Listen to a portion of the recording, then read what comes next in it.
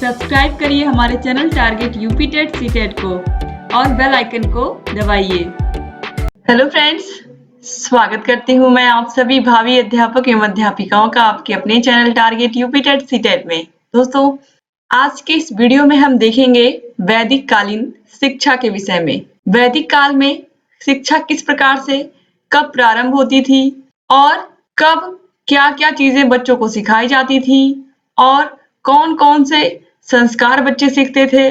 गुरुकुल में रह करके आश्रम पद्धति में शिक्षा दी जाती थी और बच्चे किस प्रकार से अपने ज्ञान का विकास करते थे अपने गुरुओं के द्वारा।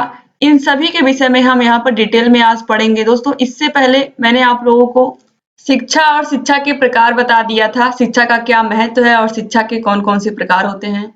अगर आपने अभी वो वीडियोस नहीं देखे हैं, वो क्लासेस आपकी मिस हो गई हैं, तो उसका लिंक मैं डिस्क्रिप्शन बॉक्स में दे देती हूँ और साइड में आई बटन पे भी क्लिक करके आप देख सकते हैं। दोस्तों, चलिए यहाँ पर हम बात कर रहे हैं वैदिक कालीन शिक्षा की। तो वैदिक कालीन यानी कि प्राचीन काल में शिक्षा अलग-अलग तरीके से, अलग-अलग समय पर अलग-अलग तरीके से हुई। वैदिक काल में शिक्षा किस तरीके से दी जाती थी, बौद्ध कालीन शिक्षा कैसी थी, इसके अलावा मुस्लिम कालीन शिक्षा किस प्रकार से थी। तो इन सभी के विषय में हम पढ़ेंगे और इनकी क्या-क्या विशेषताएं थी, इनका क्या-क्या महत्व है और कौन-कौन सी शिक्षा की कौन-कौन सी प्रमुख विशेषताएं थी जो आज भी अभी तक चल रही हैं। तो इसके विषय में हम जब पूरा पढ़ेंगे तभी हम जान पाएंगे। तो चलिए यहाँ पर देखते हैं हम वैदिक काल में जिस शिक्षा प्रणाली का विकास हुआ था उसे ही हम वैदिक शिक्षा प्रणाली कहते हैं। संपूर्ण वैदिक काल में शिक्षा का प्रशासन व संगठन सामान्यतः एक सा रहा, परंतु समय की परिस्थितियों और ज्ञान कौशल के क्षेत्र में विकास के साथ-साथ उसके पाठ्यक्रम में भी सुधार होता रहा। यानी कि जो वैदिक कालीन शिक्षा थी वो बहुत ही सुव्यवस्थित थी, लेकिन जिस प्रकार से समय आगे बढ़ता चला उसी प्रकार से समय और परिस्थितियों के अनुसार ही जो शिक्षा है उसके पाठ्यक्रम में सुधार भी होता रहा। तो अब शिक्षा का अर्थ क्या होता है वैदिक काल की शिक्षा के अनुसार, शिक्षा का क्या अर्थ था उस समय देखिए। वेदों के अनुसार वैदिक काल में जो शिक्षा दी जाती थी वो वेदों के अनुसार ही दी जाती थी। शिक्षा का अर्थ ज्ञान अथवा विद्या की प्राप्ति है। वेदों के आधार पर ही ज्ञान, आत्मा एवं ब्रह्म की खोज है। यानी कि वेदों के आधार पर ये कहा गया है कि जो ज्ञान होता है वो आत्मा एवं ब्रह्म की खोज होता है। इसमें शिक्षा का उद्देश्य आत्म अनुभूति व आत्मबोध है। वेदों के अनुसार शिक्षा पूर्णता तक पहुंचने का सद्मार्ग है। वेदों को समस्त ज्ञान का कोष माना जाता है। वेदों में शिक्षा को मोक्ष का साधन भी बताया गया है। यानी कि यहाँ पर जो वैदिक कालीन शिक्षा का अर्थ बताया गया है इसमें भी वेदों को विशेष रूप से स्थान दिया गया है। जो बातें वेदों में लिखी गई हैं उसी को ही यहाँ पर कहा गया है कि शिक्षा पूर्णता तक पहुंचाने का सद्मार्ग है और इसे ही हम वेदों को ही हम समस्त ज्ञान का कोष मानते हैं और शिक्षा को मोक्ष प्राप्त करने का साधन माना गया है। यानी कि अगर हम संक्षिप्त रूप में कहें कि जो वैदिक कालीन शिक्षा थी इसका मुख्य उद्देश्य क्या था, तो इसका मुख्य उद्देश्य यही था कि आप ज्ञान प्राप्त करके मोक्ष प्राप्त करने का साधन माना जाता था शिक्षा को। अब देखिए शिक्षा का संगठन क्या था, किस तरीके से शिक्षा की कब शुरुआत होती थी। अब देखिए शिक्षा की संरचना एवं संगठन, प्रारंभिक शिक्षा या प्राथमिक शिक्षा। प्रारंभिक शिक्षा को हम प्राथमिक शिक्षा कहते हैं, आप सभी लोग को पता है। वैदिक काल में प्रारंभिक शिक्षा की व्यवस्था परिवारों में होती थी। लगभग 5 वर्ष की आयु पर किसी शुभ दिन विद्यारंभ संस्कार किया जाता था। यानी कि अब एग्जाम में क्वेश्चन पूछेगा कि जो वैदिक कालीन शिक्षा थी उसमें इस वर्ष पर बालकों को विद्यारंभ संस्कार कराया जाता था। यानी कि बालकों को किस वर्ष में विद्या या स्कूल में या गुरुकुल में भेजा जाता था। तो दोस्तों यहाँ पर आंसर रहेगा 5 वर्ष की अवस्था में। अब देखिए जो यहाँ पर बताया गया है कि विद्यारंभ संस्कार होता था पहले बच्चों का वैदिक काल में, ये बहुत महत्वपूर्ण है। अब देखिए ये संस्कार होता किस तरीके से था। यह संस्कार परिवार के कुल पुरोहित द्वारा किया जाता था। बालक को नहला धुलाकर एवं नए वस्त्र पहनाकर बालक को कुल पुरोहित के सामने उपस्थित किया जाता था। कुल पुरोहित नया चादर बिछाकर उस पर चावल डालते थे और उसके बाद वेद मंत्रों की आराधना की जाती थी और बच्चे की उंगली पकड़वाकर चावलों से अक्षर बनवाए जाते थे। कुल पुरोहित को भोजन कराकर दक्षिणा दी जाती थी और इस प्रकार बालक की शिक्षा नियमित रूप से आरंभ हो जाती थी। तो इस तरीके से आपने देखा कि परिवार के जो कुल पुरोहित होते थे वही बच्चे का विद्यारंभ संस्कार करवाते थे। किस तरीके से होता था ये भी आपने देख लिया कि बच्चे की उंगली पकड़वा करके चावलों से अक्षर बनवाए जाते थे। ये हो गई प्राथमिक शिक्षा। अब वैदिक काल में उच्च शिक्षा कैसी थी इसके विषय में भी हम पढ़ेंगे। उच्च शिक्षा में प्रवेश की आयु वर्ण के अनुसार निर्धारित थी। आप सभी लोग को पता है कि हमारा जो वैदिक समय था या वैदिक काल था उसमें हमारा समाज चार वर्णों में बटा हुआ था। ब्राह्मण, क्षत्रिय, वैश्य और शूद्र। तो यहाँ पर देखिए जब 4 वर्णों में बटा हुआ था तो 4 वर्णों के अलग-अलग समय थे कि किस समय में कौन से आयु के बालकों को प्रवेश मिलेगा। तो यहाँ पर देखिए अब यहाँ पर लिखा है कि जो प्रवेश की आयु थी उच्च शिक्षा में वो वर्ण के अनुसार निर्धारित थी, यानी कि कब ब्राह्मणों को शिक्षा दी जाएगी, शिक्षा शुरू की जाएगी, कब क्षत्रियों की और कब वैश्य की। तो यहाँ पर देखिए 8 वर्ष की आयु में ब्राह्मण बालकों का, याद रखिएगा वैदिक काल में 8 वर्ष की आयु में ब्राह्मणों की उच्च शिक्षा, ब्राह्मण बालकों की, 10 वर्ष की आयु में क्षत्रिय बालकों की और 12 वर्ष की आयु के वैश्य बालकों को प्रवेश दिया जाता था। तो 8, 10 और 12 ब्राह्मण, क्षत्रिय और वैश्य, यही आप याद रखिएगा क्रम। इसके बाद देखिए प्रवेश के समय उपनयन संस्कार होता था। ये बहुत महत्वपूर्ण है। जब बच्चों को उच्च शिक्षा में प्रवेश दिया जाता था तो उससे पहले उपनयन संस्कार होता था। उपनयन संस्कार आप लोग जरूर याद रखिएगा, एग्जाम में पूछता है। उपनयन का अर्थ होता है समीप लाना, अर्थात बालकों को गुरु के समीप लाना। इसके लिए माता पिता अपनी संतान को गुरुकुल लेकर जाते थे, घर के वस्त्र उतार कर ब्रह्मचारी वस्त्र पहनाते थे और उसे मेखला धारण कराई जाती थी। उसके हाथ में समिधा दी जाती थी और गुरु के सामने लाया जाता था और इसके बाद हवन यज्ञ पूजा अर्चना के बाद गुरु उसे शिष्य के रूप में स्वीकार करता था तथा उसके भरण पोषण का दायित्व अपने ऊपर लेता था। शिष्य भी गुरु को अत्यधिक सम्मान देते थे, गुरुकुल के नियमों का पालन करते थे।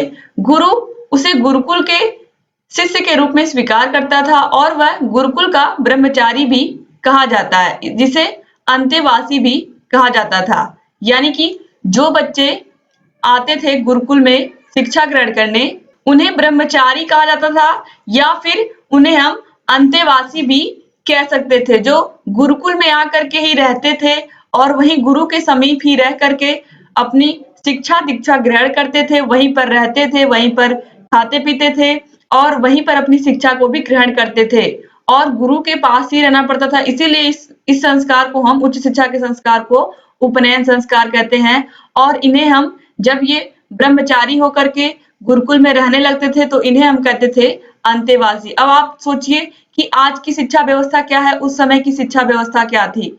उस समय की शिक्षा व्यवस्था में बच्चों को अपने माता पिता को छोड़ करके गुरु के आश्रम में रहना पड़ता था और गुरु की कही हुई बातों को मानना पड़ता था, वहीं पर रहना पड़ता था और जो भी शिक्षक सिखाते थे, जो भी उनके गुरु सिखाते थे, उन सभी शिक्षाओं को ग्रहण करना होता था और उनकी सभी बातों को मानना होता था। तो तब उस समय की शिक्षा व्यवस्था और आज की शिक्षा व्यवस्था में कितना अंतर है। आज तो बच्चे स्कूल जा रहे हैं, सुबह अपने माता पिता उनके छोड़ के आ रहे हैं या वो खुद जा रहे हैं स्कूल फिर आ रहे हैं, तो इस तरीके से वो फिर अपने घर पर ही आ जा रहे हैं। लेकिन यहाँ पर क्या था, तब उस समय क्या था, गुरुकुल पद्धति थी। गुरुकुल पद्धति से पढ़ाई होती थी और बच्चे गुरु के पास ही रह करके पढ़ाई करते थे। अब देखिए जब उन्होंने उच्च शिक्षा भी प्राप्त कर ली तो उसके बाद आता था कि किस तरीके से अब उनकी शिक्षा दीक्षा को समाप्त किया जाए। तो समाप्त करने के लिए हिंदू धर्म में या वैदिक धर्म में होता था समापवर्तन संस्कार। अब देखिए समापवर्तन संस्कार वैदिक काल में गुरुकुलीय शिक्षा पूरी होने पर समापवर्तन संस्कार होता था। समापवर्तन का अर्थ है वापस घर को आगमन, यानी कि जब शिक्षा दीक्षा पूरी हो गई तो वापस वही ब्रह्मचारी घर को आते थे। अतः इस समारोह में छात्रों को ब्रह्मचारी के वस्त्र उतार कर गृहस्थ वस्त्र पहनाए जाते थे। जो उन्होंने ब्रह्मचारी वस्त्र पहने थे उनको त्याग करके वो गृहस्थ आश्रम यानी कि जो घर पर पहनने वाले वस्त्र हैं उनको पहनते थे। इसके बाद उन्हें यज्ञ वेदी के सामने बैठाते थे और वेद मंत्रों द्वारा हवन पूजा अर्चना आदि संपन्न की जाती थी। इसके बाद गुरु शिष्यों को मधुवर्क पान कराता था तथा उपदेश देता था कि गुरु शिष्य को कर्तव्य पालन, समाज सेवा, राष्ट्र के प्रति अगाध सेवा और कभी न आलस्य करने की सलाह देता था। यहाँ पर आप देखिए कितनी अच्छी बात कही गई है कि जब शिक्षा की समाप्ति होती थी तो उस समय पर गुरु क्या सिखाते थे अपने बच्चों को कि आप अपने कर्तव्यों का हमेशा पालन करना, अपने समाज के प्रति ईमानदार रहना, अपने राष्ट्र के प्रति अगाध प्रेम रखना, अपने यानी कि अपने अंदर राष्ट्रभक्ति की भावना को रखना और साथ ही साथ कभी भी आलस्य ना करने की सलाह देते थे गुरु। तो कितनी अच्छी बात है। यहाँ पर आप देखिए कि जो वैदिक कालीन शिक्षा थी वहां पर बच्चों का वास्तव में सर्वांगीण विकास किया जाता था उनके गुरुओं के माध्यम से। अब देखिए वह उन्हें पितृ ऋण, देव ऋण, अतिथि ऋण और देव ऋण से मुक्त होने का उपदेश देता था। अब इसके बाद देखिए वैदिक कालीन शिक्षा के उद्देश्य एवं आदर्श क्या क्या थे, क्योंकि एग्जाम में ऐसे ही पूछता है तो ये बहुत जरूरी है कि अब आपने वैदिक कालीन शिक्षा में क्या क्या चीजें सीखी। अब यहाँ पर आप ध्यान से देखिए वैदिक कालीन शिक्षा के उद्देश्य एवं आदर्श। डॉक्टर अल्तेगर के शब्दों में ईश्वर शक्ति तथा धार्मिकता की भावना, चरित्र निर्माण, नागरिक एवं सामाजिक कर्तव्यों का पालन, सामाजिक कुशलता की उन्नति एवं राष्ट्रीय संस्कृति का संरक्षण एवं प्रसार प्राचीन भारत में शिक्षा के उद्देश्य एवं आदर्श थे।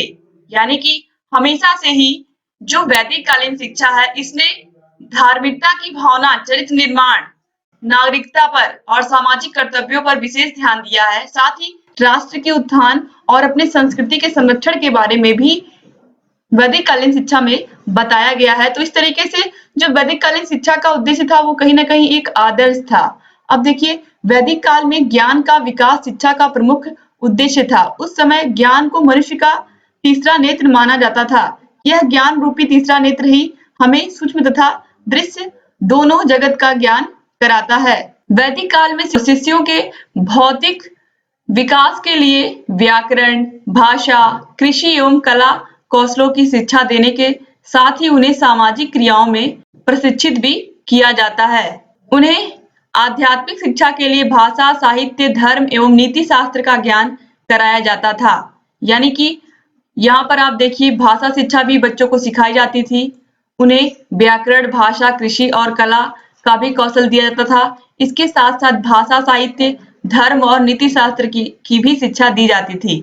वैदिक काल में गुरु मानव जीवन का अंतिम उद्देश्य मोक्ष प्राप्ति मानते थे दोस्तों, यहाँ पर होगा, सही कर लीजिएगा। यानी कि वैदिक काल में गुरु मानव जीवन का अंतिम उद्देश्य मोक्ष प्राप्ति ही मानते थे। इसके लिए स्वस्थ शरीर एवं निर्मल मन की आवश्यकता पर बल देते थे। ऋषि गुरुकुलों में शिष्यों के शारीरिक एवं मानसिक स्वास्थ्य के संवर्धन पर विशेष ध्यान देते थे। वैदिक काल में शिक्षा मानव को आत्मिक विकास की ओर ले जाती थी। मानव का जीवन शुद्ध तथा पवित्र था।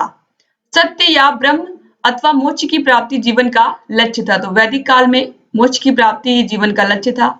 अब देखिए वैदिक कालीन शिक्षा की विशेषताएं में गुण में क्या क्या ऐसे गुण है जिनको आपको याद रखना जरूरी है। देखिए वैदिक काल में गुरुकुलों में शिक्षा से किसी भी प्रकार का शुल्क नहीं लिया जाता था। कितनी महत्वपूर्ण चीज है। आज तो पूरा शिक्षा का व्यवसाय बना दिया गया है।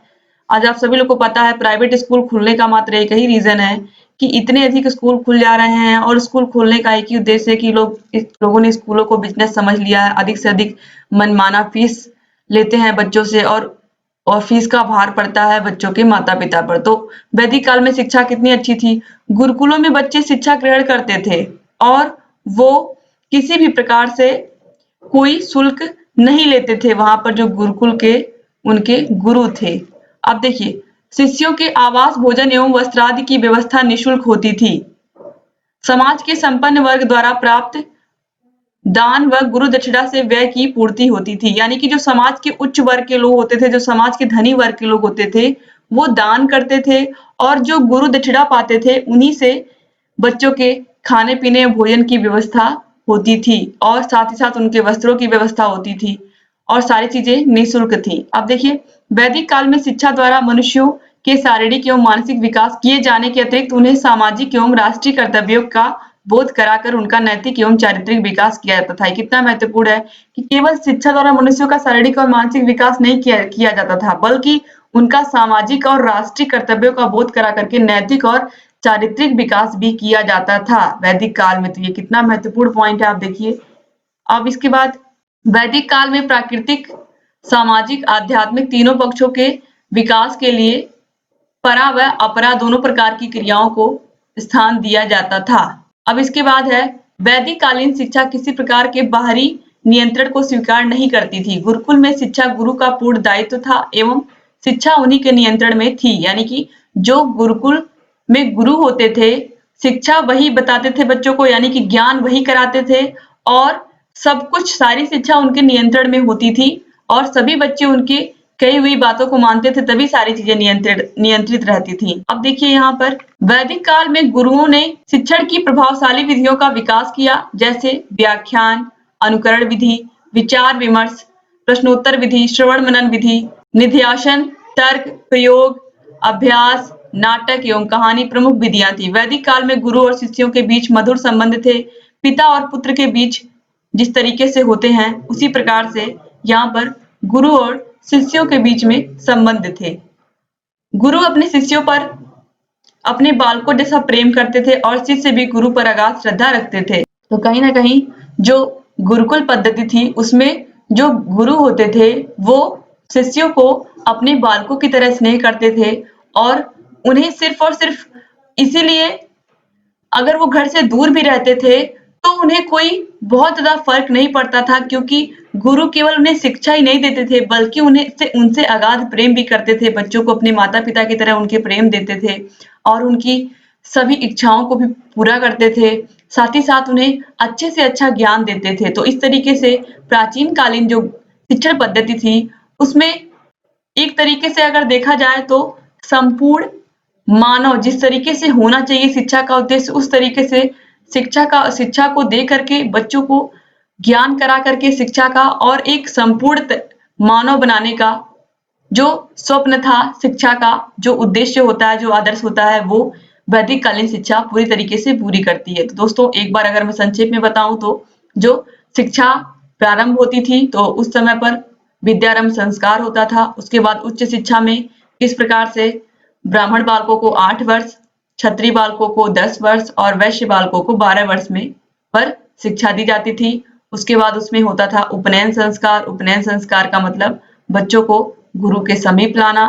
और इस तरीके से फिर समापवर्तन संस्कार होता था। समापवर्तन संस्कार भी आपने देखा कि किस तरीके से होता था और क्या क्या चीजें उसमें होती थी। बच्चों को गृहस्थ आश्रम में प्रवेश कराया जाता था और गुरु एक बार फिर से उनको ये शिक्षा देते थे कि हमेशा अपने कर्तव्यों का बोध याद रखना, कि कर्तव्य हमेशा सर्वोपरि है। इसके अलावा हमेशा अपने राष्ट्र से प्रेम करना, कभी आलस्य न करना, ये सभी शिक्षा गुरु एक बार फिर से बच्चों को देते थे जब वो अपने घर वापस जाते थे। और इस तरीके से आपने वैदिक कालीन शिक्षा के उद्देश्य भी देखे, आदर्श भी देखे। उम्मीद करती हूँ कि आपको ये पूरा वीडियो अच्छा लगा होगा और आपको अच्छे से सब समझ में आया होगा। तो दोस्तों अगर समझ में आया तो प्लीज ऐसे ही हमारे चैनल से बने रहिए और जो भी वीडियोस आपसे मिस हो गई हैं उन सभी का लिंक मैं डिस्क्रिप्शन बॉक्स में दे देती हूँ। वहां पर जाकर के आप सभी वीडियोस को, सभी क्लास के लेक्चर्स को आसानी से देख सकते हैं और साइड में आई बटन पर भी क्लिक करके आप वीडियोस को देख सकते हैं। वीडियो पूरा देखने के लिए आप सभी लोगों का बहुत बहुत धन्यवाद। ऐसे ही हमारे चैनल से बने रहिए और अगर आपने अभी तक हमारे चैनल को सब्सक्राइब नहीं किया तो प्लीज सब्सक्राइब कर दीजिए और घंटी के निशान को जरूर दबा दीजिए, जिससे हम जो भी नई वीडियोस बनाते हैं उसका नोटिफिकेशन आपके पास समय से पहुंच जाए और आप हमारे सभी वीडियोस को ऐसे ही लगातार देखते रहें। दोस्तों वीडियो पूरा देखने के लिए आप सभी लोग का बहुत बहुत धन्यवाद। जय हिंद।